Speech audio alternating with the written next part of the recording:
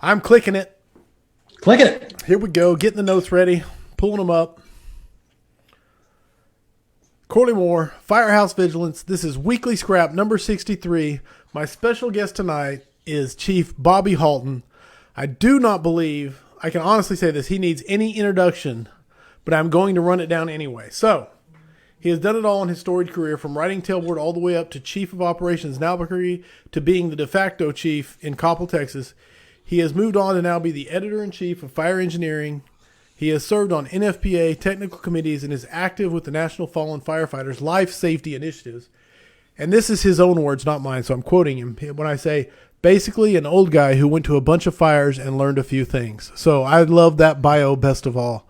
With all that being said, it is my pleasure to have you, Chief Bobby Halton, on as the guest of Weekly Scrap number 63. Wow, thanks for having me. Very excited. To everyone, Go ahead. No, this is awesome. This is awesome. And I apologize in advance. My wife and I eat late because we're old people, and and old people eat late and go to bed early, which is kind of cool. So I have my raviolis and peas. I love peas. I love ravioli. So 100%. This is a dinner conversation. Then it's a dinner conversation. Dinner conversation with Chief Bobby Halton. I feel like I'm hanging out with Bruno again. We're eating peas and ravioli. So to everyone watching live, if you have questions for Bobby or myself, please don't hesitate to send them in the comments. Did I miss anything in the intro? Anything I need to add, or anything you would like to add? No. I've been very fortunate. Loved working in Albuquerque. Volunteered as a kid when I was back in New York. Was with the U.S. Forest Service for a while, which was a fun little stint I had. I really was proud of that. I also worked for the U.S. Department of State for 27 years. I was with the Diplomatic Security Division. Very nice. Later on, they became known as the Anti-Terrorism Assistance Program, but I was detailed at the Diplomatic Security Division, which was a fun place to be, and very, very, very proud of that. So I know some of my buddies from the old days promised to poke in and give me a hard time. There we go. So I have to give a shout out there, and very grateful for the folks at Clarion Events now. They have me listed officially as the editorial director. I'm still the editor-in-chief of Fire Engineering, but I get to work with Bill Carey. I'm the editorial director of Firefighter Nation. I'm the editorial director for fireengineering.com, Fire Press Emergency Equipment, and the editor there is Chris McClune. The Journal of Emergency Medical Services, where we run GEMS and we run EMS Today. So all those things fall under Clarion, which is a really cool place to be, because we get to hear about like everything that's going on, and we get to talk about it, and we get to hang out with guys like you, and kind of when you shoot the bull, you're kind of creating the future. You know what I mean? We always, like some of the neatest things that ever happened to me in my fire. Two really neat things happened to me in my fire service career. And one of them is to the answer to your question that you have. So maybe I should wait a minute. Either way, you give it away or go. It's your call. Yeah, I'll wait till you ask that question, because I finally figured out what the answer is, and it's a really interesting answer. Now now my curiosity is really piqued. Yeah. Excellent. So I want to say that we have a lot in common, whether you know it or not. I was never in New York, but I was born in New Mexico, so I know you have New Mexico roots, and we both. Where in New Mexico? Farmington, up in the Four Corners. Farmington. Area. Oh yeah. God, Tommy Arnhammer is a fella I know from up there. Tommy's a neat guy, and it was funny because the other day, when we were kids, we always called Purgatory. The ski area. Sure. Now it's Durango, okay, right? Because Purgatory was, yeah, right. But for you and me and you, it's still Purgatory. One of the best ski areas in the country, don't you think? Absolutely. I think it's actually better where I learned to ski, but I'm not that much leverage on my knees. I'm just not a skier. So, but no, that's where I learned to ski. Yeah, I'm not very good anymore, but I fall really, really well. The gravity takes care of business. I'm very adept at being clumsy. Fair enough. So, yeah. All right, we've already got people chiming in towards you, Chief, and Jim Moss has clued in. And Jim Moss, I can't believe it. I got to do this just because Jim Moss was the first person to say a comment. I got this in the mail today, so I'm pretty excited about it. And that's his book. He said, Chief Bobby is a class act. No one like him. Grateful for his support over the years. And I love Jim. He's He's one of a kind, and I have not gotten the book yet, Jim. So I hope that if you wouldn't mind, Jim, tell me where to send the money and I'll send it to you. But if you wouldn't mind putting your signature in it, that's one I'd like to keep. I can tell you this is that it's 2020. So mine actually went, I don't even where it started, but it went to Memphis and then to St. Louis and then to Memphis again. And then finally made it to Oklahoma. So it was delayed and that's why I got it today. Dirk Janiak has chimed in and said, excited about the scrap, could listen and learn from Chief Halton all day long. And I got to tell you, Dirk, that's the shoes I'm in. I get to sit here and be the guy who talks to him. So I'm pretty excited. Well, thank you, Dirk. If you're ever up in Tulsa, call me. We'll have coffee.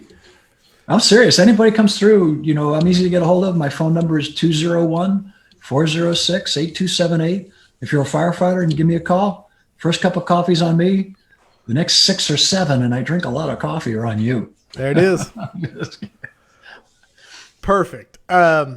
We have since we already touched on 2020 and the shipping issues with books and whatnot, how has 2020 been treating you? How have you reacted to it, and how has it affected you? Go ahead and give us a rundown. Well, the only downside of it, it's been a fascinating thing to watch, right? Because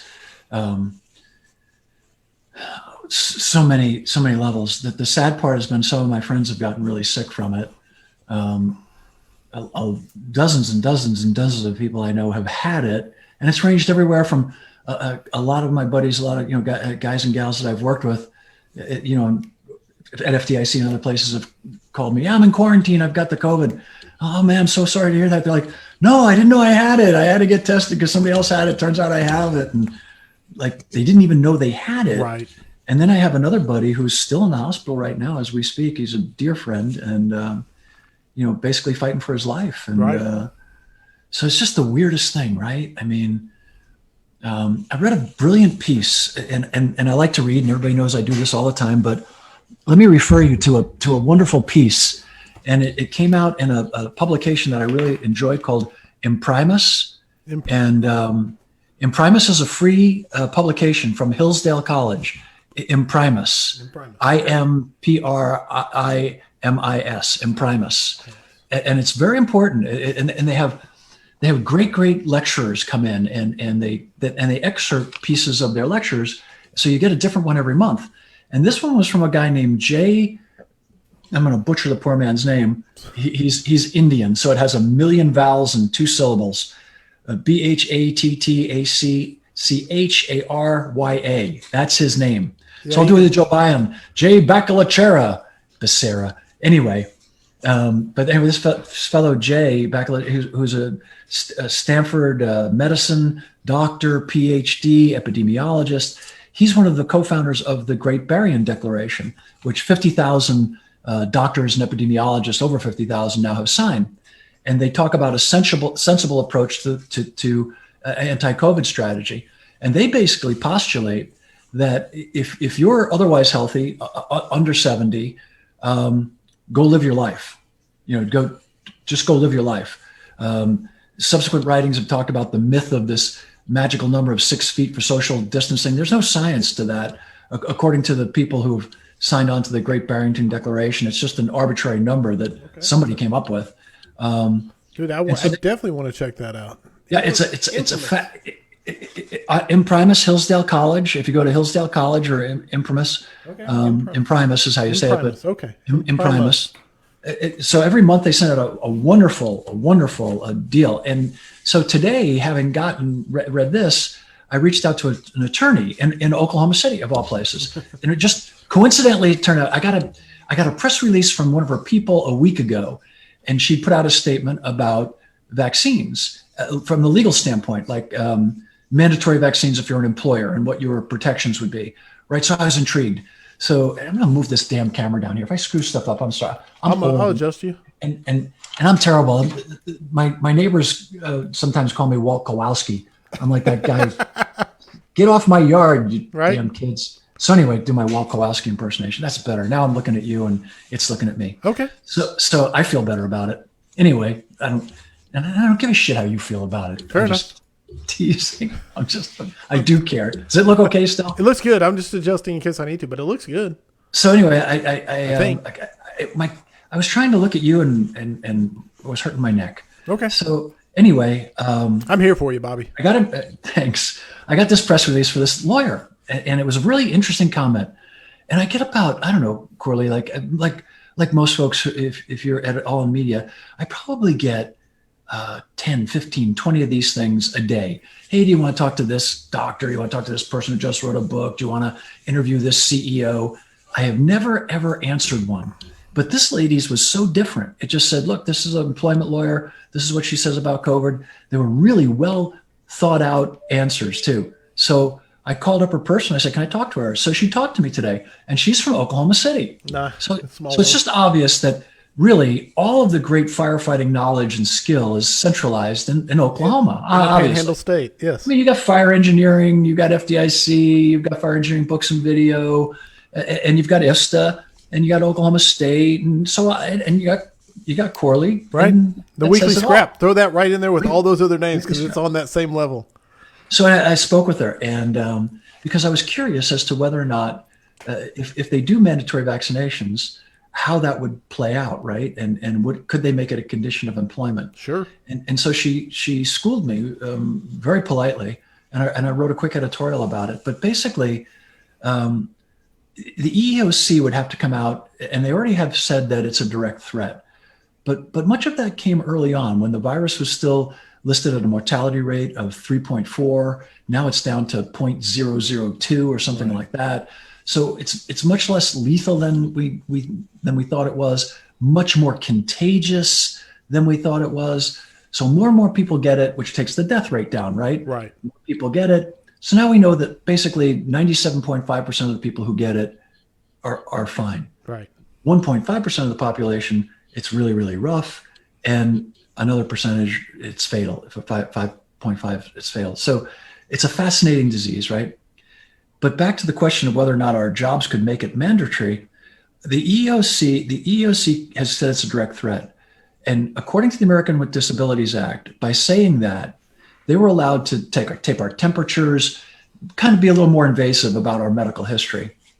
Now, whether or not they're going to take it to the level to where they say it has to have mandatory vaccine, that appears to be unlikely just because of the fatality rate on it. And not a lot of people, maybe me excluded, over 70 are still fighting fire. You know, and I'm not 70 yet. I'm close. I'm only 65, but sure.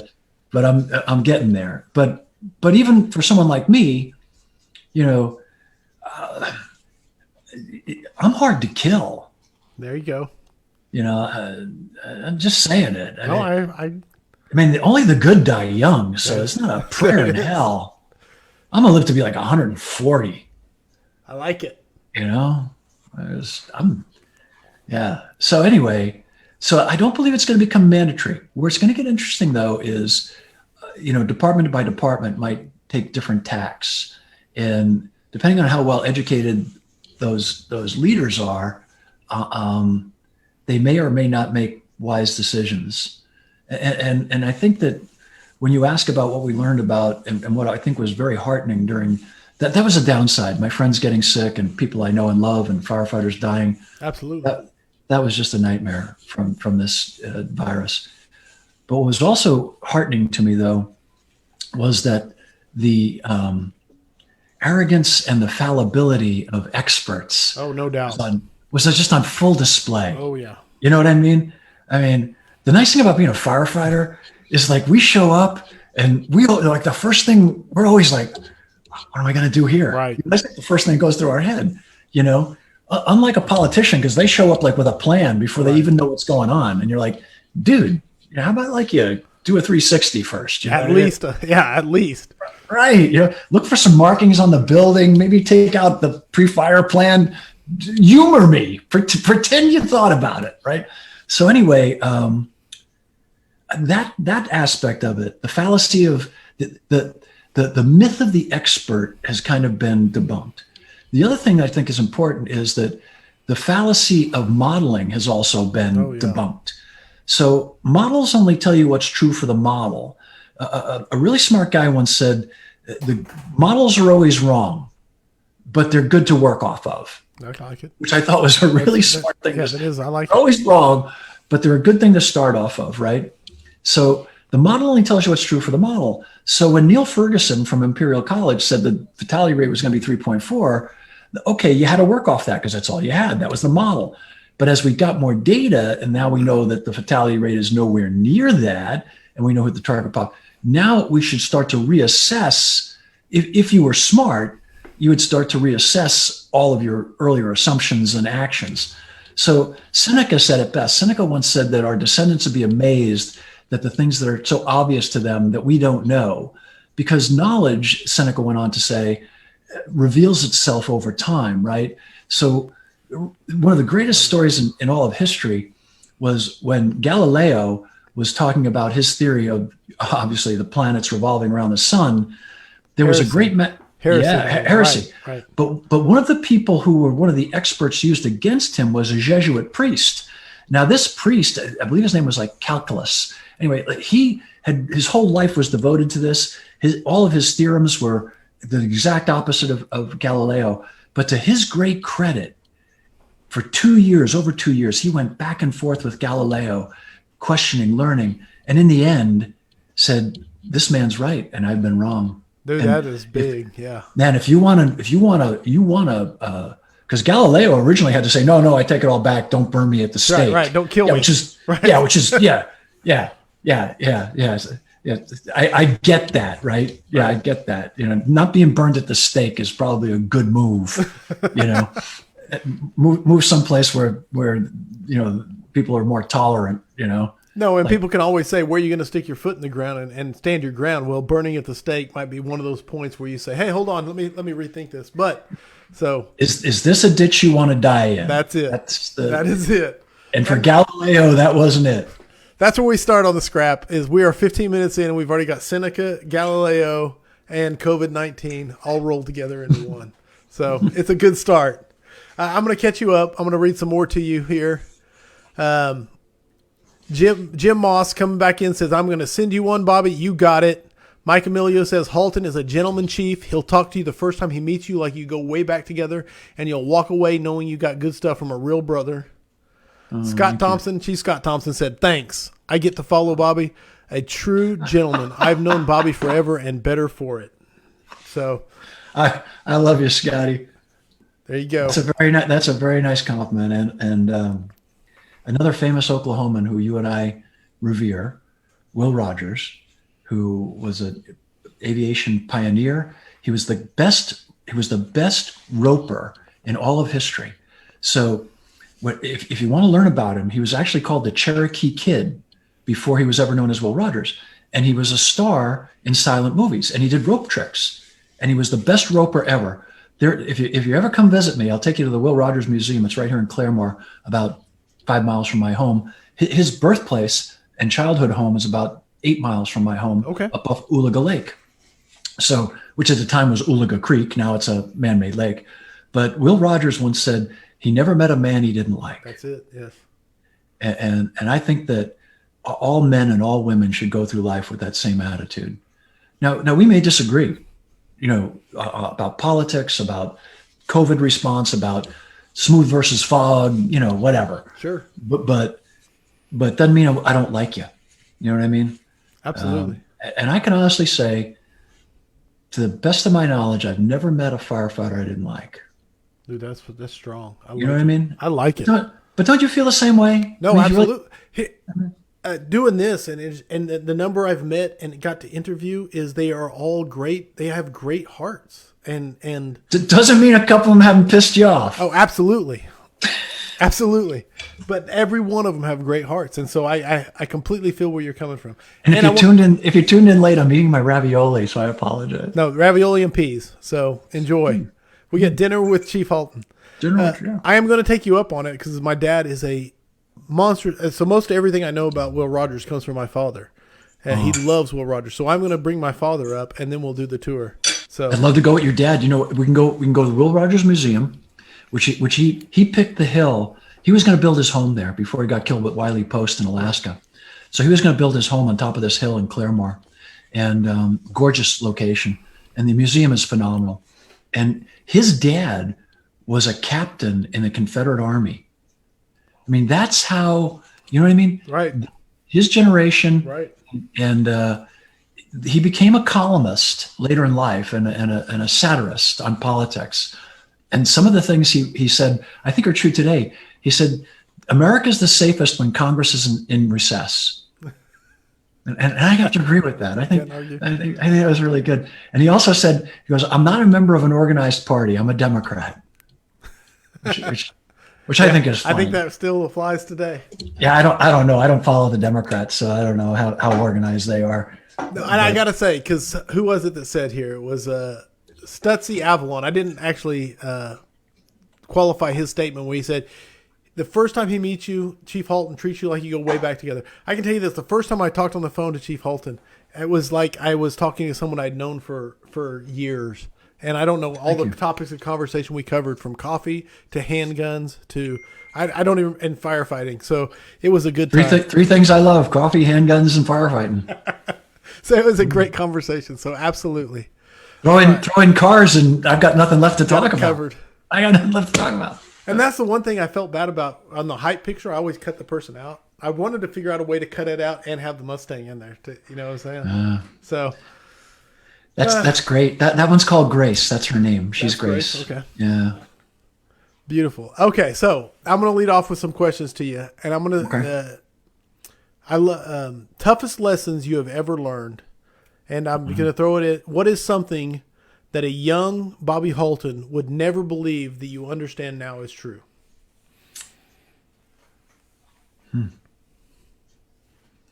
I would say, and I thought about when you said that, and I don't know how much sense this will make, because sometimes I say things that don't make a lot of sense. And I learned it from Machete, the American philosopher Machete. Machete. And Jim Moss just sent me a picture of the book. This book. I love you guys. So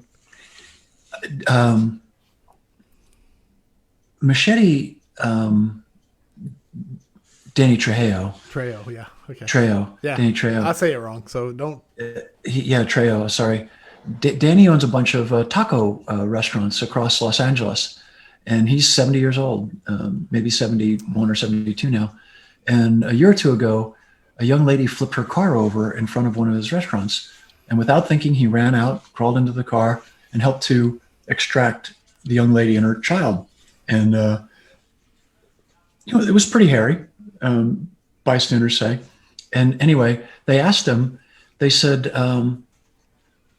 why'd you do that? You're 70 and there's lots of other people around and you're famous and you're rich and, why would you do that? And he said, Sure. Goes, the best things in life that ever happened to me happened when I was doing something good for somebody else. Nice. And if you'd told me that when I was, 20 Sure. or 30, I may not have understood it. But at 65, I get it. At 65, I get it. Right on. And so there's a really neat book that I love, and it's very short. I know I often lead people to books, and a lot of folks don't like big books. So this is a skinny little book. You can read it, in a couple hours, maybe an hour. And it's called Leadership and the Art of Self-Deception. Oh, yes. And it's written by a group of people called from the Arbinger Institute. And it's neat. And the lesson in there is that whenever anybody asks you to do a favor, do it. Do it.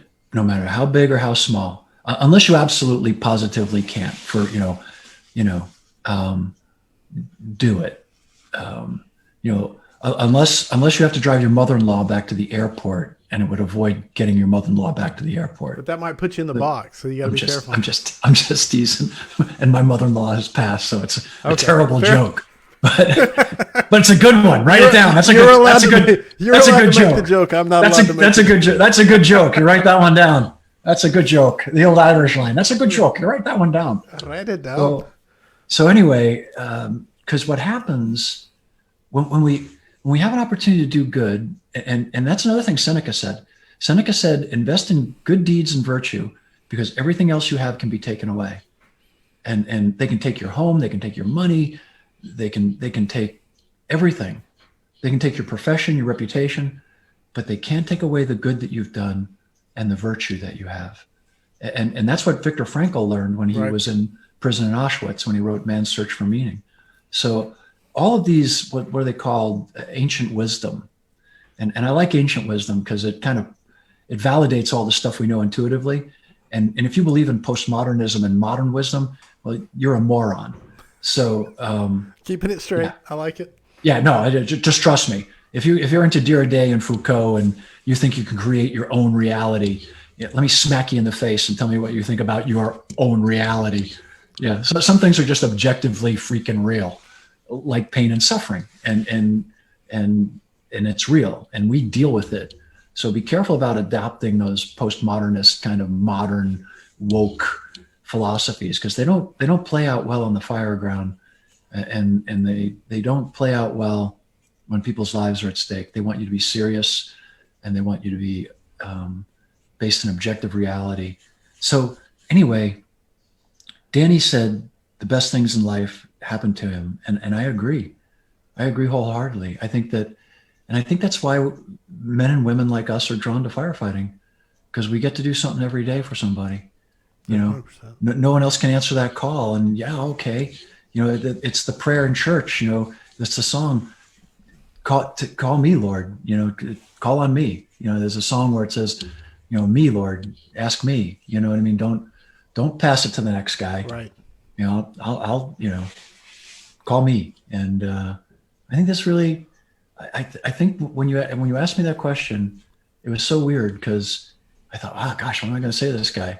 And then, like, God just put that in my head. And I remember talking about Danny Trejo, and I would have to say that of all the lessons in life to learn, you know, and all the philosophers who I've read, and all the, you know, it was Machete, man. I was going to say, you got Seneca. Freaking Machete. The Arbinger Institute, and Will Rogers, and Machete. And Machete. I love it. Machete. I really do.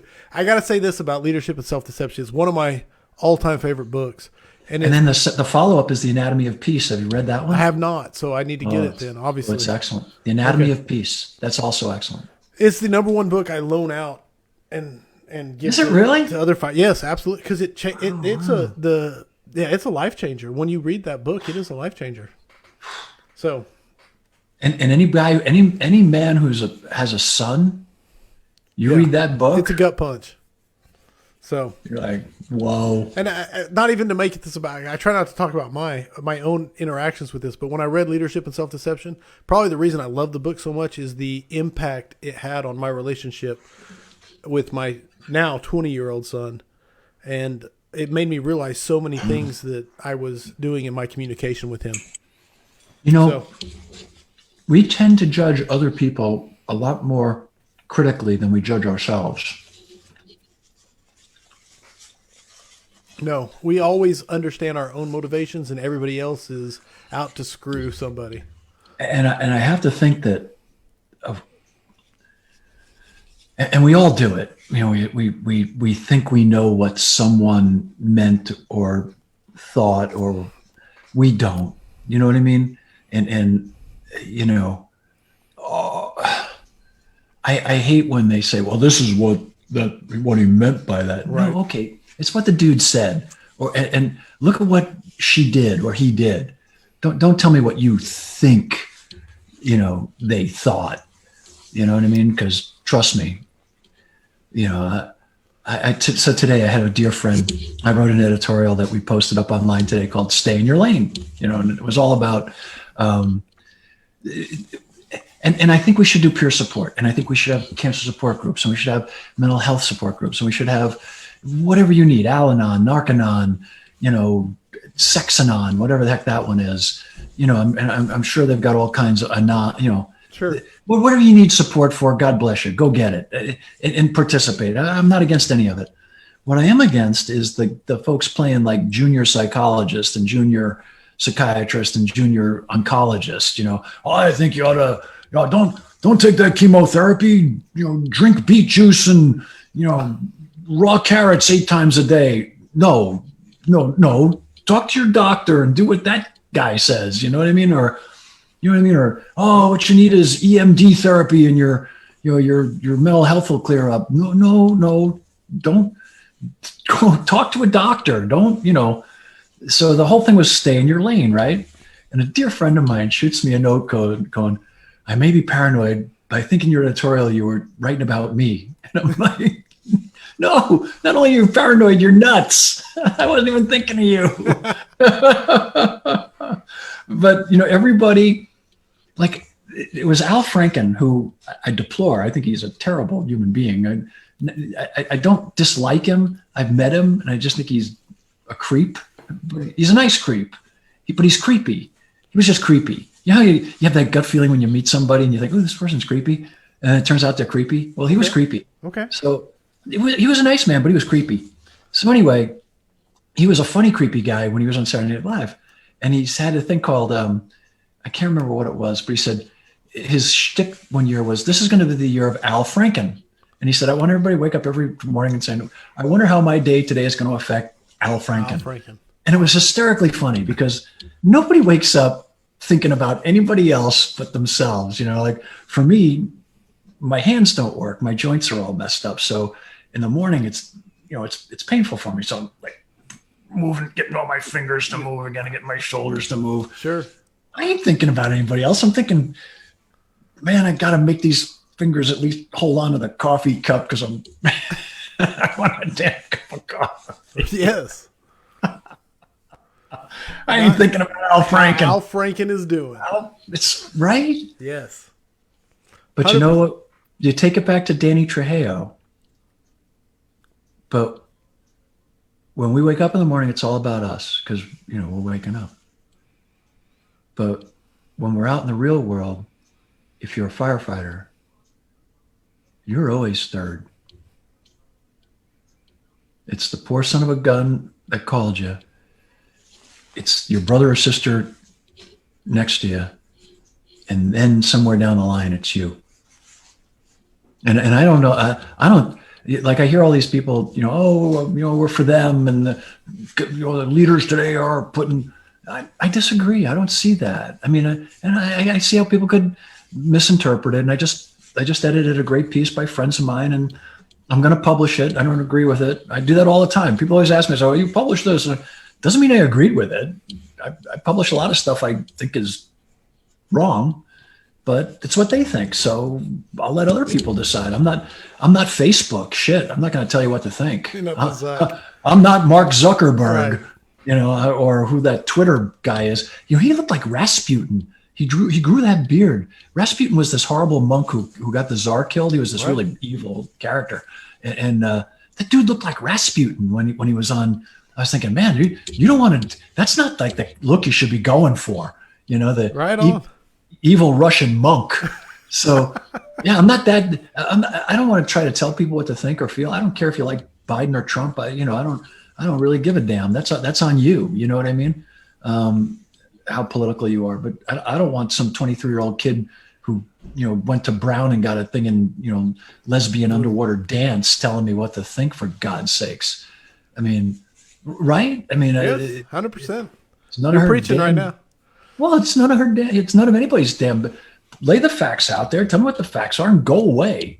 And if you're going to have a platform like yours, let the people decide. I publish stuff all the time. I edited an article today that was about leadership today, trying to say the firefighters come first. I don't agree with it. I don't think they're right. I don't think their argument was that strong. But I could see how someone might feel that way. So I'll let the readers read it and let them decide. And so people need to understand that about fire engineering. Fire engineering is not the Bible, according to Bobby Halton. It's not the book of Bobby for the last 15 years. It's your magazine and my magazine. And I get to say every month in there what I think. And if you want to write about what you think about it, it's wide open. It's up to you. Do it. Put together a well-written article and there you go. You got your it can't be stupid. Right. You know what I mean? It can't be vacuous. But as long as there's some meat on it, and these guys made an argument, they pulled some data, they made some quotes, and they threw it out there. I personally don't agree with it, but that's not my job. My job's to edit it and present it and make sure it has logic and reason, and that's my job, and it did. Now, often I publish stuff that I absolutely agree with, Sure. And that's a horse of a different color, and I think that's what the kids today, especially our journalist class, doesn't understand. It's not the job of a journalist to, unless you're writing an opinion piece like I do monthly, then you express your opinion and defend your opinion. But if you're actually writing about something that's supposed to be factual, stick to the facts. You know what I mean? No. Yeah, you get me onto editorial editorial journalism, and yeah, we could. It's a. But if it says editorial on it, an opinion, like my thing says editor's opinion, Sure. flat out. No, 100%. No, that's on me. Yes. That's on Be me. clear, but when you present it as news or as facts, then that's when the problems arise. And one of my favorite lines, I can't remember who I stole it off of. It's another comedian. Comedians are usually the smartest people you'll ever meet. So Franken might be creepy, but he's smart. He's smart. He's smart. And I can't remember. Some comedian used to say, "Well, that's my opinion, but I could be wrong." And he always But I could be wrong. I could be wrong. I'm just Right saying. It's my opinion today. Jake Dodge has chimed in and said, "Do not act as if you were going to live 10,000 years. Death hangs over you while you live. While it is in your power, be good," which is a quote from Marcus Aurelius. So he's coming right in there with your Seneca. We're going Stoicism. It seems to be a theme for the evening. Marcus Aurelius was a Stoic, and he actually his thing called Meditations. If you want to read on Marcus Aurelius, and one of the most fascinating things about Marcus Aurelius that I always admired. Well, there was some interesting contradictions about Marcus Aurelius too. You have to remember that during his reign, Christians were getting thrown to the lions and crucified, and so there were some. Just like you have to look at everybody in context, right? Which is being lost on young people today, right? Like when they look at we got to topple this statue because this person. Seriously, All right. the dude Christopher Columbus had no idea what the world was going to look like 50 or 60 years later. The dude was trying to find a way to get spice routes to India. He really thought he was in India. Yeah, that's why he called the people Indians.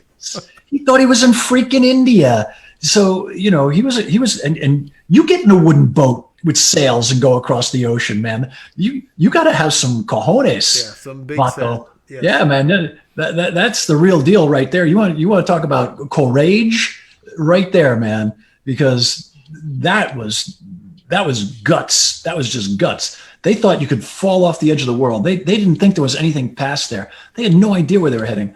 But to topple his statue, I mean, come on. Well, and then you got to be clued in, Bobby, to say that that's not courage. It's I was trying to be sarcastic. I'm sorry, I couldn't do it. Well, I think, Corley, because people have read, there was a horrible man named Howard Zinn who wrote The People's History of the United States. And Zinn was a communist. He hated America. And he wrote the book back in like 1978. And in 1980, it's now in over 40,000 classrooms across America. And so a lot of young Americans have grown up reading this history that's completely false. And he paints Columbus as this colonizer and brutal to the Indians. But if you read the actual writings of Columbus, he adored the Native Americans. He absolutely adored them. He was enamored by them. He thought they were wonderful. Nothing could be further from the truth than what this man, Mr. Zinn, wrote. And he does it repeatedly in the book. There's a great book that just came out by a woman. I can't think of her name, but it'll come to me. But she gave a talk at Hillsdale College. And she's written a book refuting Howard Zinn. And literally every page of that book, The People's History of the United States, is full of lies and garbage. Oh, wow. And it's been perpetuated. And it's been perpetuated with young Americans for the last 40 years. Why we've allowed that to continue is beyond me. No, that's a good question. Anyway, there's nothing. Self-loathing is probably about you want to see a waste of energy. Be self-loathing. Don't like your country or your profession or your nationality or your gender. I think that's a really dark path. No, and I got exposed to, I don't even remember, it was a young firefighter who was talking about American exceptionalism not being a thing. And I was like, what is he talking about? It was foreign to me. And I'm Yeah, like, imagine the world without America. without it. Yes. Yeah. I'm like, Good luck, I sport. don't understand what this revisionist history is. And I wanted to say, like, who was it that said America's a pretty terrible country unless you look at all the rest? I'm not sure. I'm paraphrasing a terrible. I mean, I'm butchering a quote there, but It's actually Winston Churchill, and he said democracy. Okay, that's it. So Democracy is a terrible political system unless you look at the others. right. So And he also said Americans will eventually do the right thing after they've exhausted every other possibility. right, and they eventually did. So he wasn't wrong. Yeah. And there's people who don't like him. Oh, without a doubt. And well, Stutzy Avalon said, Mike Emilio says, I feel like I could clip out a sophomore philosophy class. So, yes, we're going deep here, brother. I like it. Oh, God. He's right. No, you're right. You're exactly right. We're down. Like you said, it's a rabbit hole. We're going to write down. Dirk has said, Dirk Janiak said, we lost the art of having healthy discussion, agree to disagree, and still be friends. And that is a true statement. Alan Bernasini and I were best friends. Alan was as far left as you can go. I'm as far right as you can go. And both of us would have stepped in front of a racing train for each other. And I think that's true. I've got many, many friends who are, committed leftists. And I can't imagine they would not take a bullet for me, and I would take a bullet for them. Jefferson once said, a man's politics, religion, or ideology is no reason for me not to be his friend. Politics, religion, ideology? Was that the three? No reason for me not to be his friend. I love that. Yeah. Hannah Elliott, and now Hannah is the de facto question asker of the scrap, and she said, Chief, can you talk about some of the differences in the fire service from when you began to today? Oh, wow. Oh, yeah. Well, okay. No thermal imagers. Only the officer had a radio, 3/4 boots. We didn't have positive pressure face pieces. It was negative demand pressure. Oh, wow. So in other words, you had to suck in get a breath to get it going, which made you really feel confident about the system. Sure. Yeah. And we didn't always use them. They were optional. If it was bad, if the smoke was bad. So stuff like that. I lived through positive pressure ventilation. It was funny. A buddy of mine from New York said, my whole life I've been trying to avoid wind-driven fires, and now I'm going to them. I'm making them. Them, yes. It's like, okay. So essentially, we didn't have the internet. We didn't have PowerPoint. We had chalkboards and real people, and then we had overheads. We had acetone overheads. Slide, yeah. Yeah. The guy would put a little plastic sheet, and that was high tech. Yeah, and you got really fancy when you wrote on this plastic sheet. Well, yeah, you got really fancy when you had photos on them, man, and and they were called transparencies. I had slide carousels. I carried Bruno's for years. I carried other people's, Tommy Brennan's, Frank Brannigan's. We were. It was funny though. It was the same clowns, different circus.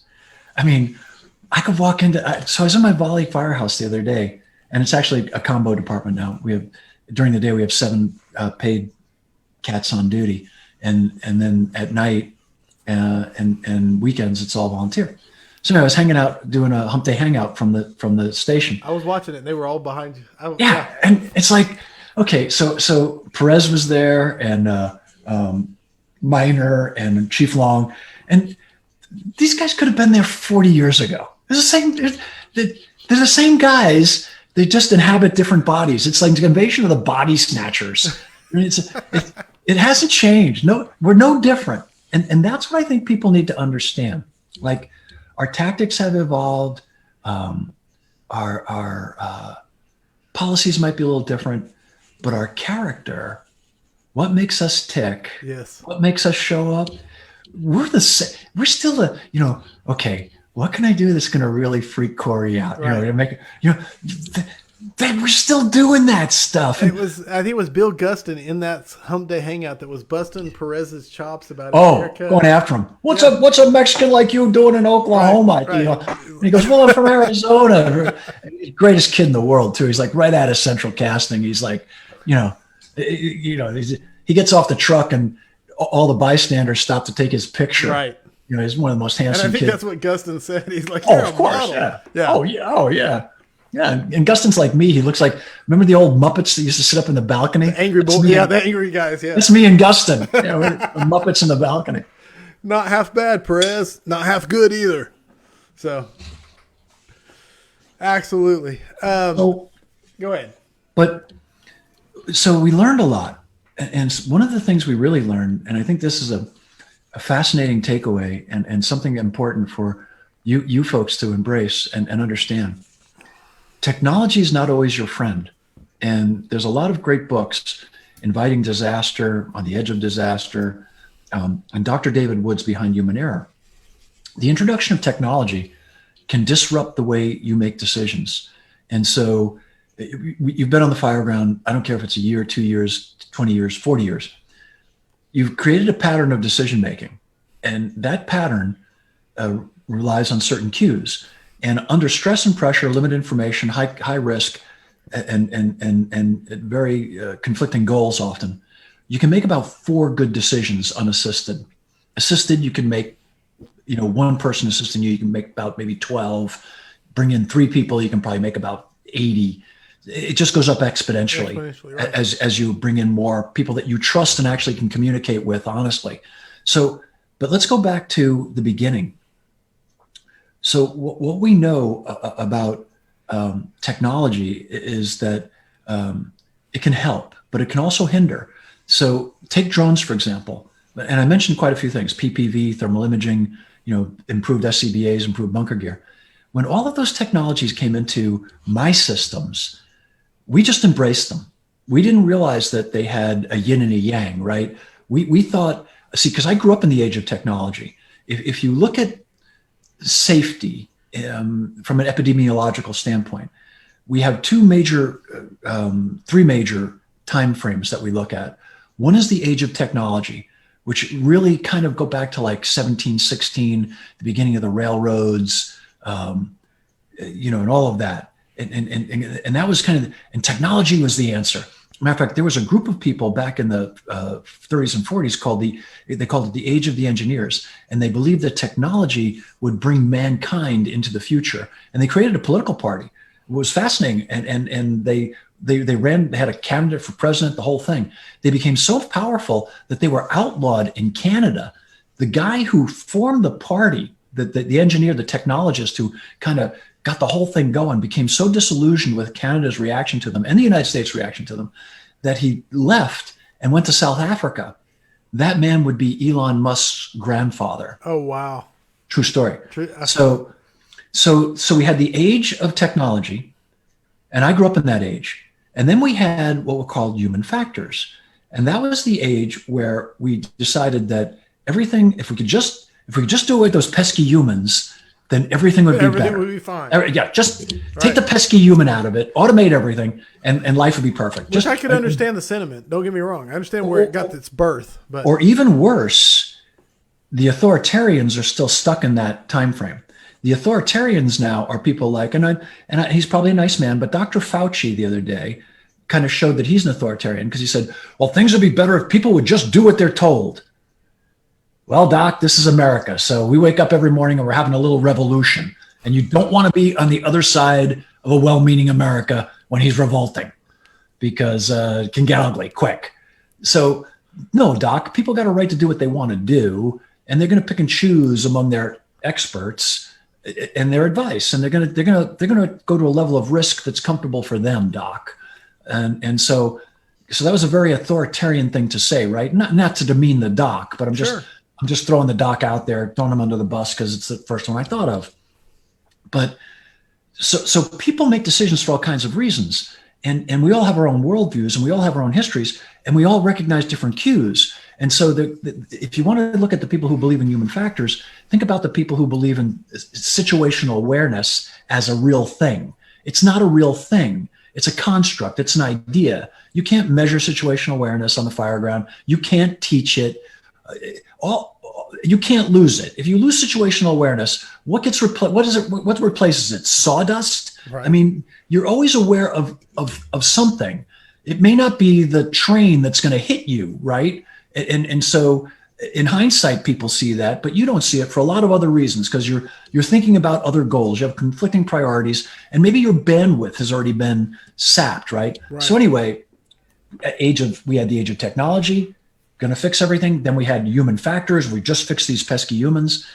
Now we're dealing with what Mike Rowe and others call safety differently. And Mike calls it safety third, right? Technically in the industry, we call it safety differently or safety two, but safety differently is the most common term. And what we believe is that people are the answer. So, and I'm a disciple of safety differently. It's a new view of human error. I'm completely against authoritarianism.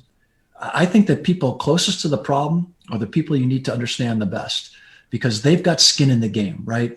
Like if I misread this fire and I'm on the nozzle, it pretty much matters to me how it turns out. You're the most affected. If I'm sitting in the Suburban with the air conditioning on, calling the shots, waiting to hear back from, ladder 15, okay, I'm important still, but not as important as the men and women on the initial hand line or the backup line or the search and rescue crew. So we have to really kind of look at what the decisions they make. And if they make decisions and they don't turn out the way we expected, the way to learn, and we don't do critiques, we do learning reviews. That's a way better way of saying it. Yes. And if it didn't turn out the way we expected, we ask, what were you trying to do? Okay. What did you think to be true at the time? In other words, what assumptions were you working under?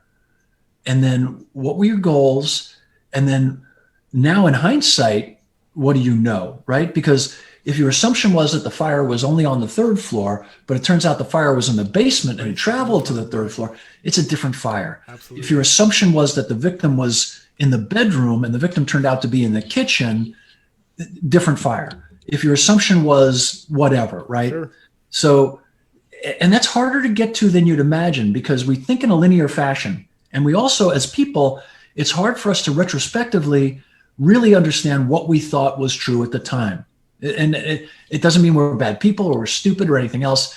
It's just another reality. Right. It's another piece of objective reality, which people today seem to have a real problem with.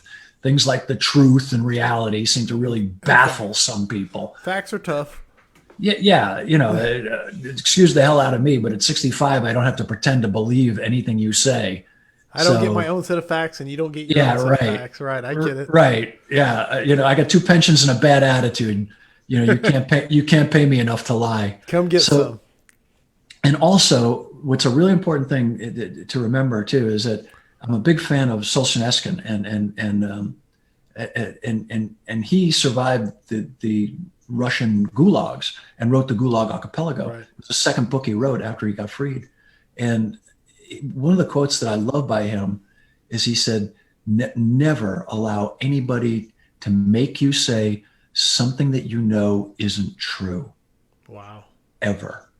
Never, ever, ever let anybody force you, because once you do that, they own you forever. There's a guy named Bosny, is a German, Jewish Russian who was a Soviet citizen. And he said, as a good Soviet, we read what we were told to read, we said what we were told to say, and we believed none of it. Wow, that's powerful. Terrifying, right? No. And there's people out there today who are trying to force people, oh no, you have to say, no, you don't. No, you don't. And it doesn't mean you're a bigot, and doesn't mean you're a homophobe, and doesn't mean you're a racist or a sexist or anything else. You're entitled to your opinion just as much as anybody else is entitled to their opinion.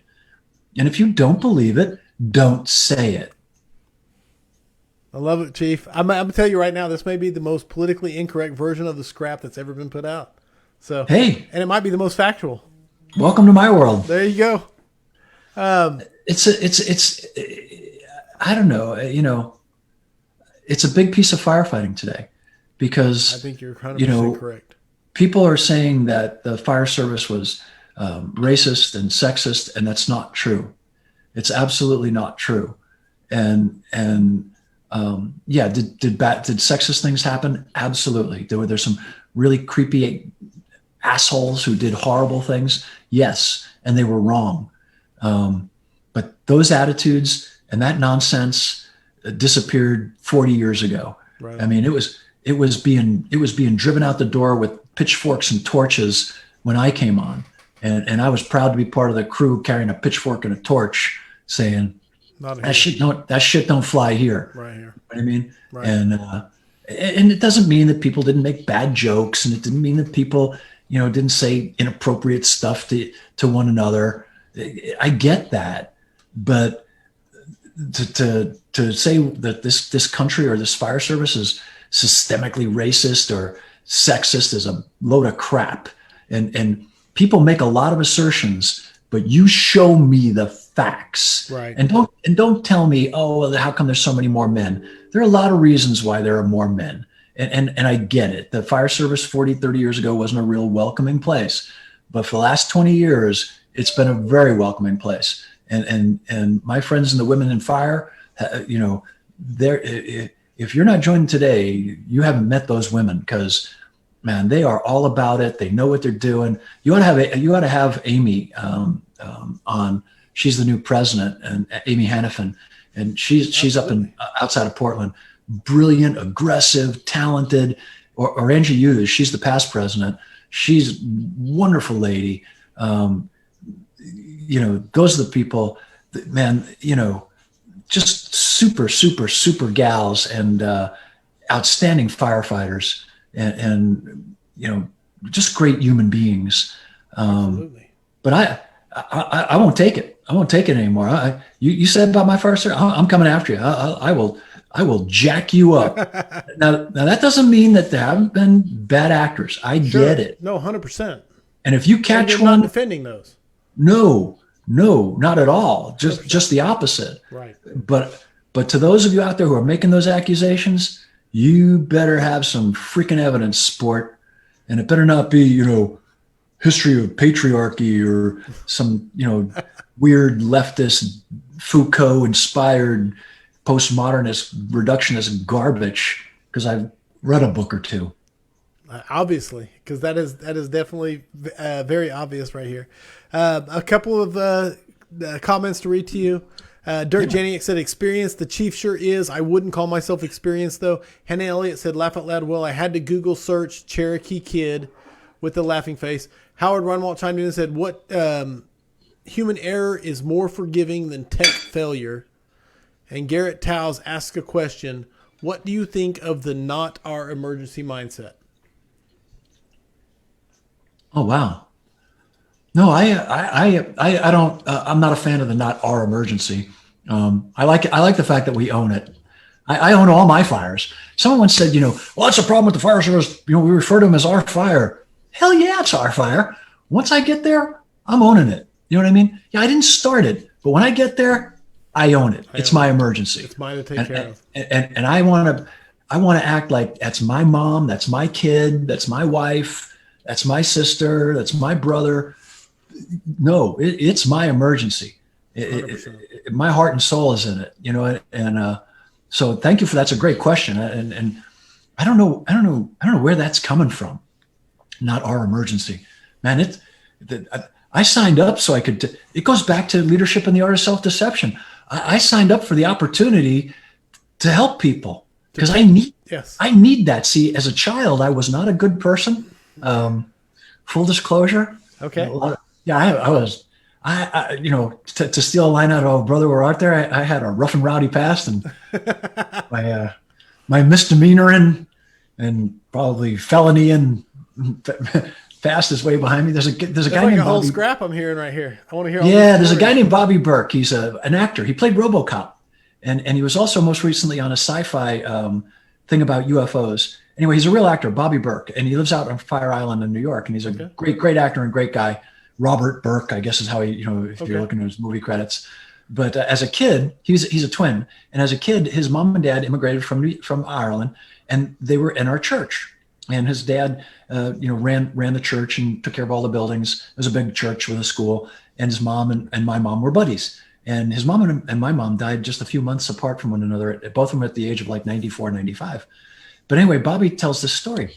I'd never met the guy until Terry Goldfeder's, I think it was 50th birthday party or 40th birthday party. So it was like 20 years ago, 50, maybe, yeah, 15 years ago, 10 years ago. I'm sorry, Terry, I'm dating Terry, like 10 years ago. So it was like her 50th birthday party. Right. So anyway, long story monotonous, like all Irish stories. This guy comes across the room and Billy Goldfeder says, "Hey, this is Bobby Burke. He knows you." I said, "Okay, how do I know him?" He goes, "He's an actor." He tells me this.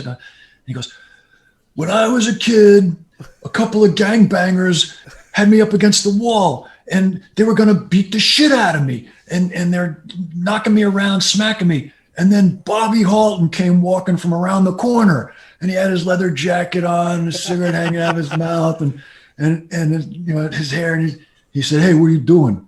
And they said, 'Well, we're going to kick this kid's ass for some reason.' And he said, 'No, you're not. He's my friend. You're not going to touch him ever again.' And they let me go and I ran. They were going to kill me.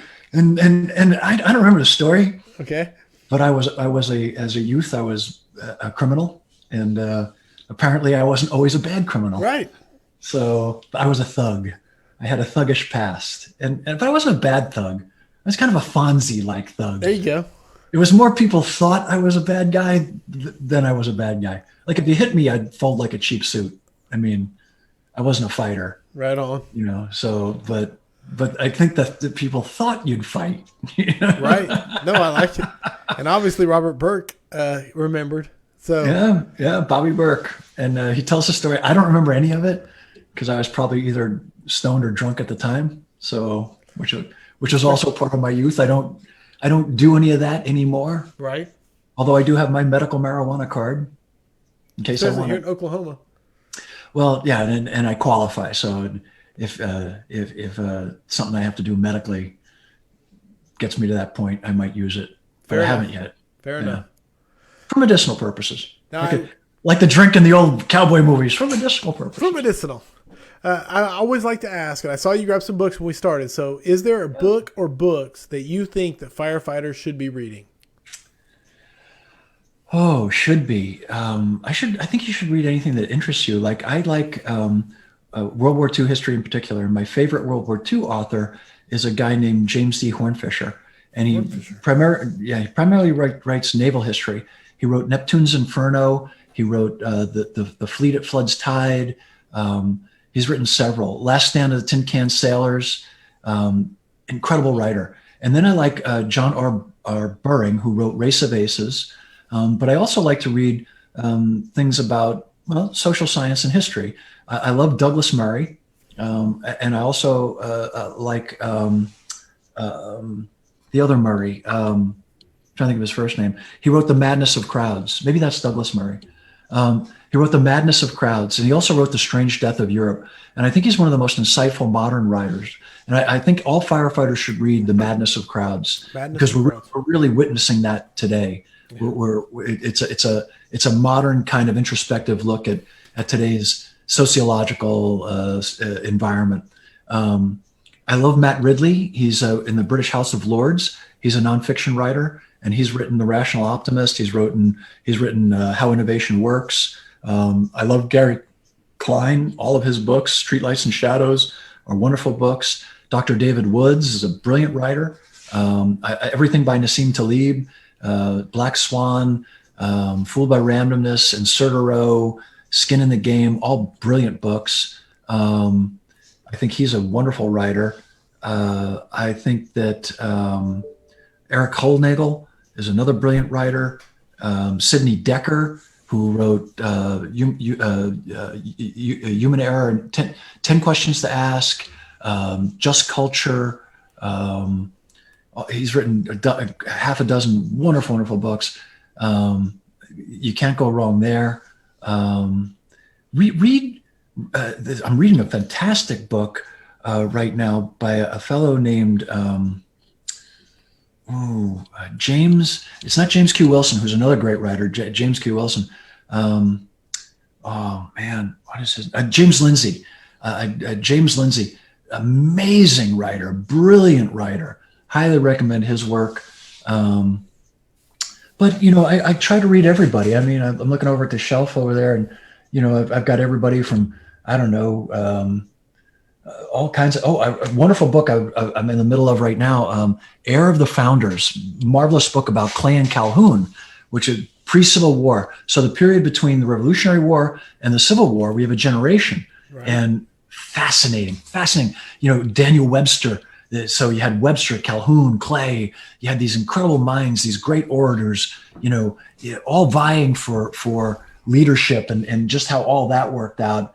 I don't know, there's books over there by Patton and then all our fire books. I really enjoy reading a fellow named, he's a TV preacher, Joel Osteen. I love his books. Okay. I love those positive kind of books. I'm not a prosperity gospel guy. I'm an unapologetic Catholic.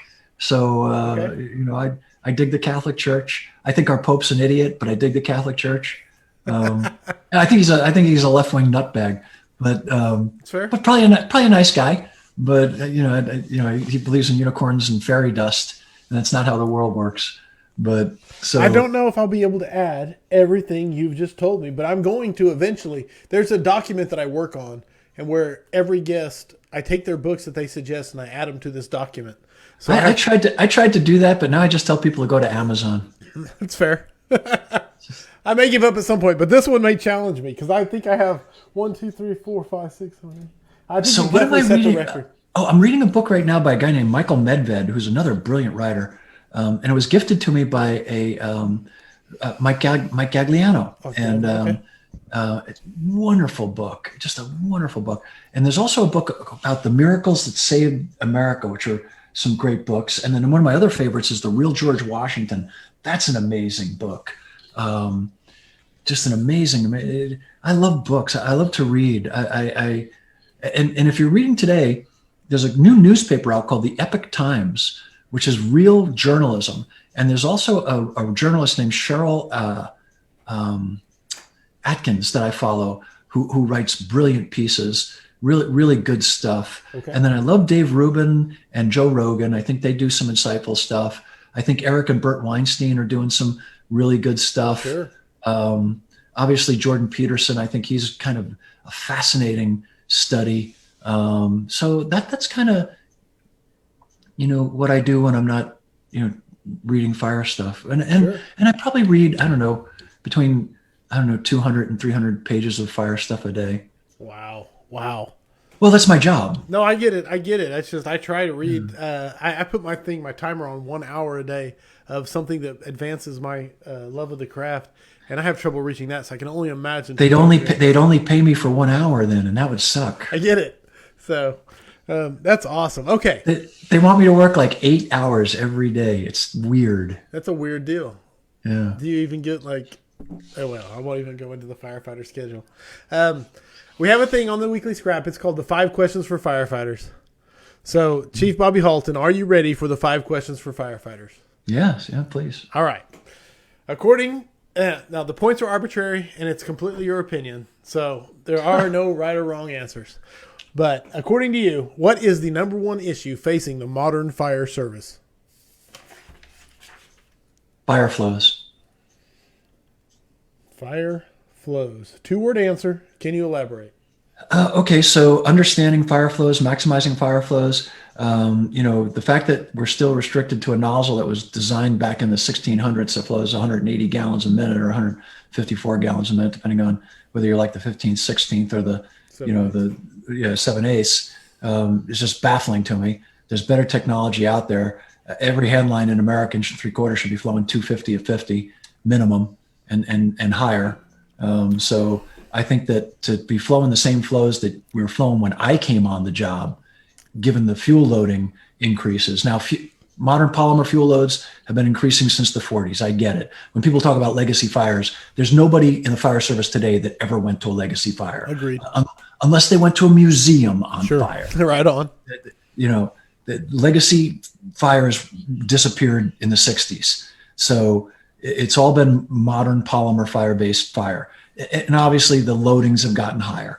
But our fuel rate so our heat release rates are exponentially higher, which makes the fires faster. They're not hotter, they're faster. There's greater volume. So when somebody says they're hotter, they're an idiot. Right. That just defies physics. So, You've got more heat, greater generation, but we're still flowing what we were flowing back in 1915, which is really disappointing. So we should be doing much better. Fire flows. Yeah, and I edited a really good article today on measuring your fire flows from out of Miami-Dade. Okay. And I think the default expert on fire flows is Kirk Allen. And he owns a company called First Strike Technologies. And he's a fire chief in Illinois.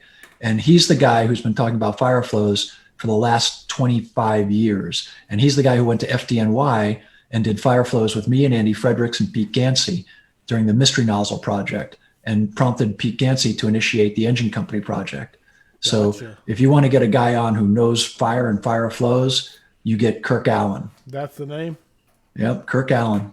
Then I will definitely... First Strike Technologies is his company. First Strike Technologies. Yep, one of the smartest and one of the most upright, decent human beings you'll ever meet in your entire life. Number 2, what is the thing you are most excited about for the future of firefighting? Oh, wow. The internet.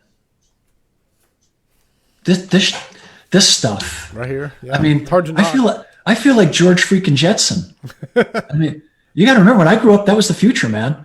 And I now have I have an elliptical, but it's just like his machine, that you go on all day long. Yes. Yeah, me and I actually had a dog named Astro years ago. So I'm the whole package. I mean, I've been trying to be George Jetson for my entire life. And most of my cars drive like his. So I'm a muscle car guy. I get it. So 100%. Yeah, I'm totally into it. So yeah, I think the internet and being able to do stuff like this. Now, I like it better in person, when we can really sit and talk. But to be able to do this, and full disclosure, I'm leaving Facebook. I've deactivated my account, and I'm probably going to be deleting it because I think that it's a corrupt platform and it's a corrupt company. And I'm leaving all my Google services also. So I won't be using YouTube or stuff like that any longer. I'm going to be using Rumble. Any company that censors legitimate news is just deplorable and despicable. And I think those companies are corrupt. Me and my buddy got an argument. I say argument, a discussion about it. And I was like, what's the difference between it and a state-controlled media? I'm just trying It is state-controlled. It's worse. How it rose to prominence is different than in our country. We have the freedom of speech, so that the government can't suppress your speech. They're not the government, right? But they now control these platforms that the government has given them, which makes them worse. Right. It's like in the Cold War, you had Pravda, the Russian-controlled newspaper. Yeah, Orwell, read 1984. And if you want to read an even better Orwell, read The Road to Wigan Pier, which is a much better work. It was one of his earlier works. And in the first half on The Road to Wigan Pier, he was a committed socialist. He was in love with socialism. It was the answer.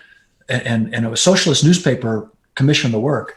In the second half, after he gets exposed to it, he writes, "Oh, no, this is bad shit, man." and they hated publishing that, but they did. Right. So read The Road to Wigan Pier, and that's a much better work. But the common man, just like everybody knows Gulliver's Travels. Well, Gulliver's Travels was a cartoonized version of another work so that every man could understand it, right? It was like the same thing that Lord of the Rings, who wrote that? Tolkien. Yes. Tolkien. Yeah, that's the Bible. Right. Lord of the Rings is the Bible. A lot of people don't understand that. They think, oh, it's Harry Potter. No, it's there's a bigger story behind Tolkien than, yeah. So anyway, yeah, I think the internet, man. Dude, I can't argue with that. 100%. And I want to say this real quick before they take us off the air. If they ban us, it's Bobby Halton's fault if the weekly scrap goes away. So thank you, Facebook. Hey, but I'm digging MeWe, and I just got a new email thing called NoLab, KOLAB,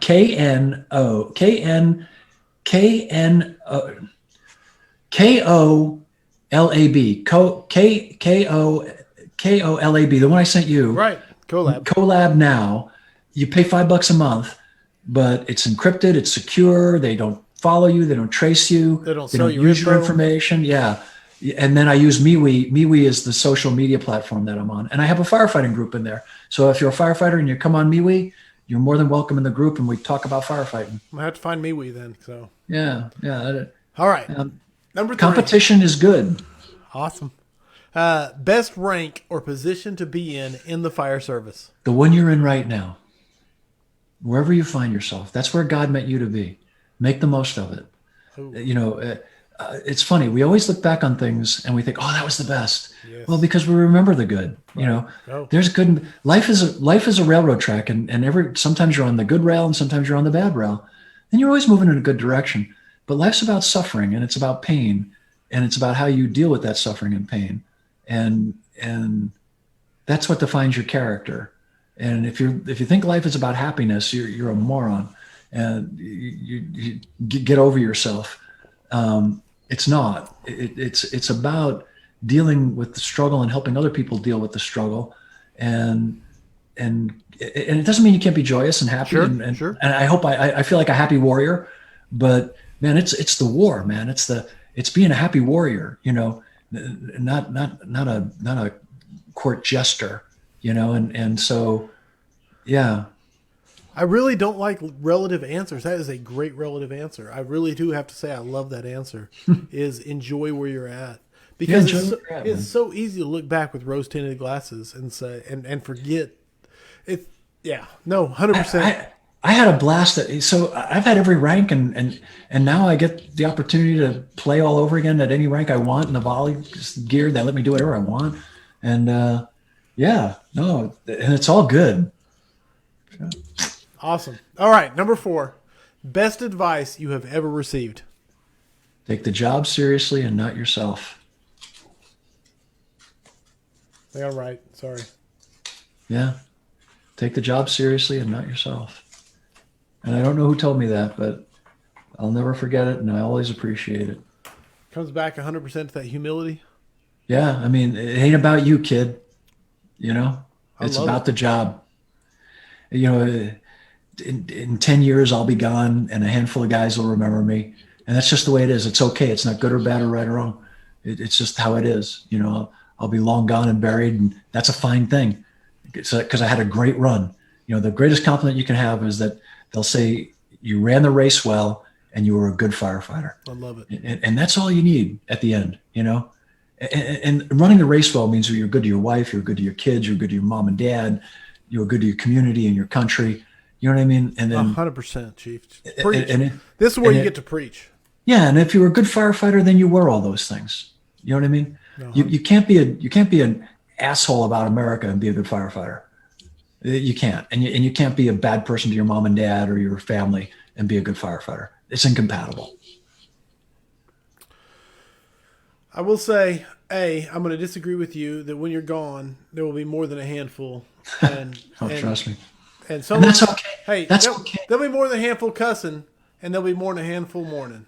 One of the most important people that ever lived was a preacher named Whitefield, and he basically inspired the American Revolution and changed the hearts of people like Benjamin Franklin and people like Thomas Paine. And I'll guarantee you, there's not 5 people on this thing right now who even know who he was. I don't. Or what he did. And if it wasn't for him, we wouldn't be here. And that's okay, because he wouldn't care, because it was good deeds and virtue. Right. There it is. All right, final question. Heavy fire and searchable space. Would you rather be assigned to the nozzle or first in on VES? Oh, VES all the time. No hesitation. Yeah. Oh, no. Fair enough. Yeah. Can always put out fire. You can always save somebody. That's it, man. I can't argue that. You got a shot at saving somebody's life, man. I'm all about it. I'm going. I'm your Huckleberry. I love that too. My Johnny Ringo. There it is. 100%. You look like somebody walked on your grave. That's it. The 5 questions for firefighters, according to Bobby Halton. I've got a couple to read to you, which is Joey Hayes says the one you're in right now. OMG, that's so good. Joey Hayes Joey. said, "Chief, my face hurts from smiling and laughing. Thank you, sir." And I cannot disagree with that. So Shit. Stay in your lane, bro. Like, this is my lane now, right? Like, you got cats on that can talk about tactics and can talk about, apparatus positioning and all that good stuff. And I dig it. Have her on. It's your time. My time is to be, dad. I'm the old man on the porch. I'm grandpa. I get it. It's my age group, and I'm good with that. You know what I mean? But it's like Gran Torino. If I reach in my pocket, pay attention. pay attention. I love that. Dude, Chief, I have enjoyed this immensely, man. And when I brought you on, I had no idea I was going to get Seneca and Marcus Aurelius and history lessons, World War II. So I'll do you a favor. Okay. So I want you to come to FDIC. It's probably, just so everybody knows, we're looking at dates. We may move it back a few days, so prepare for that. Just because we're trying to let this COVID thing get to herd immunity.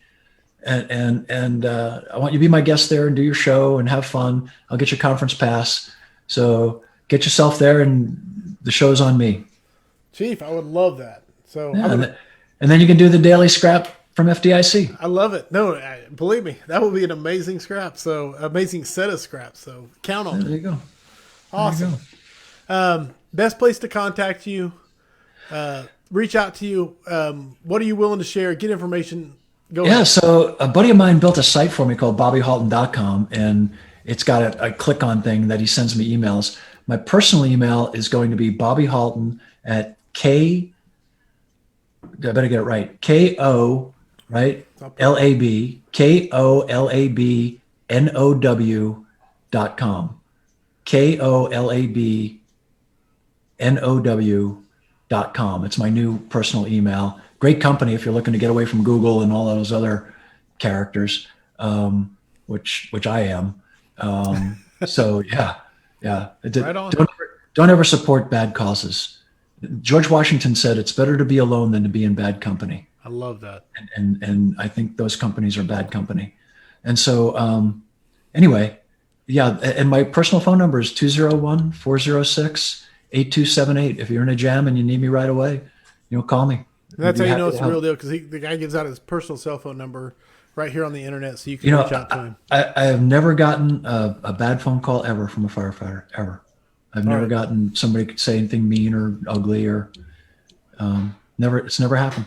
And I've given out that phone number for 20 years. All right, I'm gonna plug a couple things. Which, if anybody knows the scrap, there is no sponsors, there is no ads. It's just me and my guest, Jim Moss, Firefighter Success. I got this in the mail today, and I'm telling you, I'm on like chapter 4, and it is excellent. If you want to succeed as a firefighter, reach out, get the book. It's awesome. And then I'm grabbing my backpack here. 1 second. If I can dump a hoodie.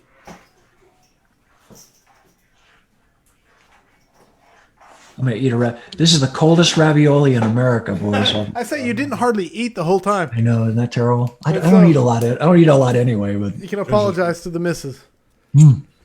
MCDP Learning.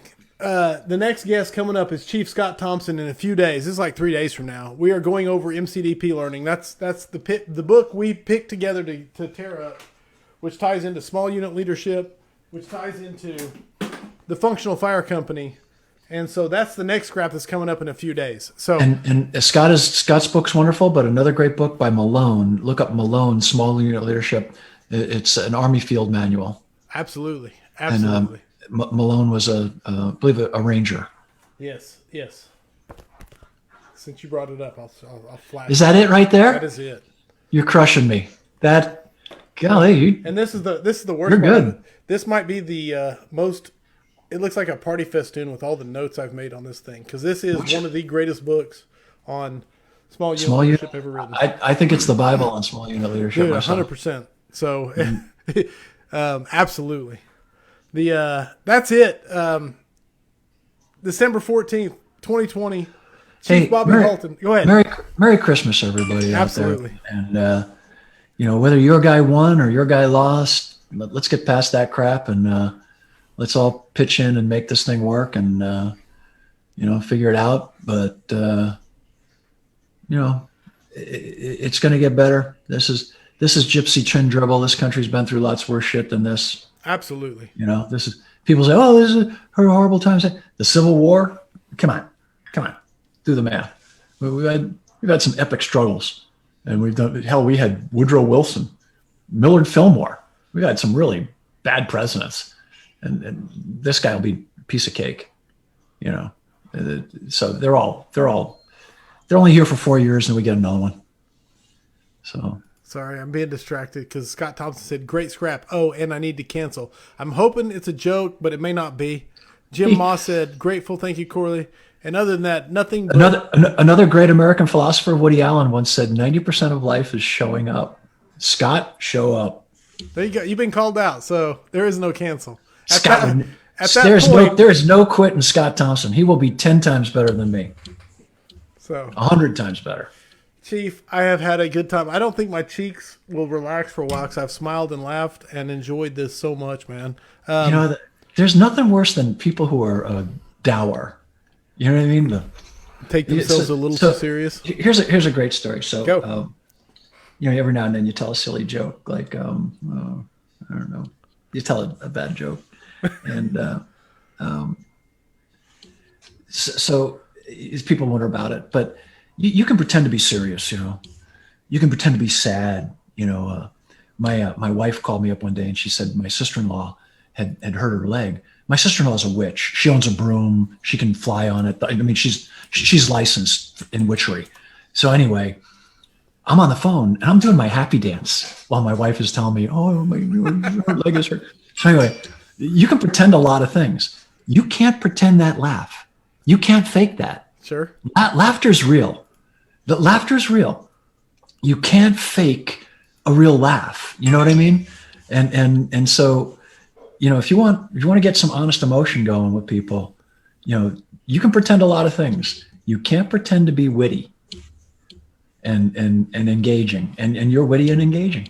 And it's fun to talk to you. Well, thank you. That may be one of the best compliments I've ever received on the scrap. So, no, you are. You're sharp and you're fast and you're kind and you're smart. And I think that this is probably the most fun interview I've ever done. I will honestly give you like 10 more minutes to stop talking. No, seriously. I cannot say thank you enough, Chief, for being the guest on number 63. I love this. I'm still blown away and I'm humbled every time people say that they will continue to come on here and let me do this to them. So, Merry Christmas. Thank you very much. And for everybody watching, thank you for the questions. Thank you for the comments. And yeah, thank you, everybody, wherever you are. So. 100%. I hope the tone stays silent unless it is burning.